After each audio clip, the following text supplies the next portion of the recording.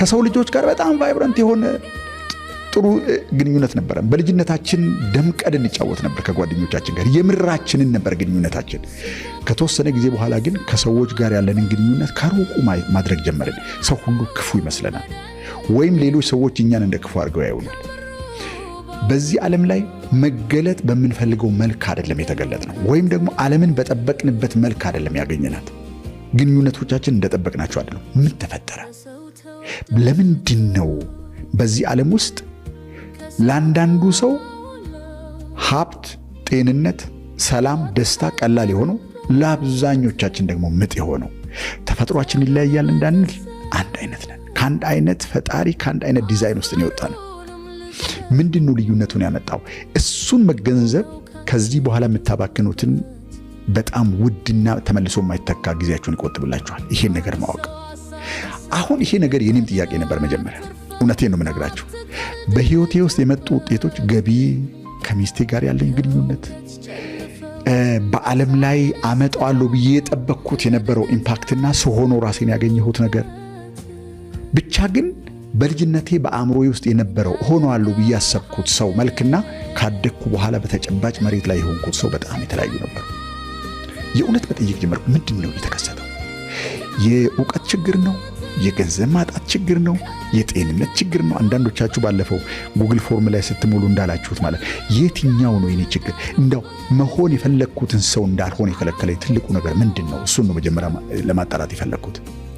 የኔ ትልቁ ችግር ከአብዛኞቻችሁ በጣም የወረደ ማለት ነው።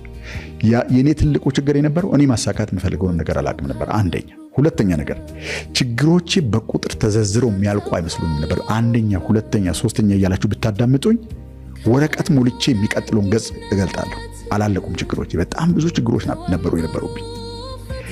ከብዙ ዓመታት በኋላ አሁን 13 ዓመት ከምናምን ወር ከብዙ ዓመታት በኋላ የገባኝ በራሴም የህይወት ልምድ ከሌሎችም ታላላቅ ሰዎች የህይወት ልምድ ያገኘሁት ያወቅኩት አሁን በማወቅ ደረጃ የማውቀው አንድ ነገር ምንድነው ብትሉኝ የህይወታችን ችግሮች፣ መሰናክሎች፣ ተግዳሮቶች በውጭ በኩል ያሉ የሚመስሉን በጣም ልንሆነው ከምንፈልገው ትልቅ ሰው የሚከለክሉን የሚመስሉን በዝርዝር የምንጽፋቸው ነገሮች በሙሉ ተደምረው አንድ ብቻ ናቸው።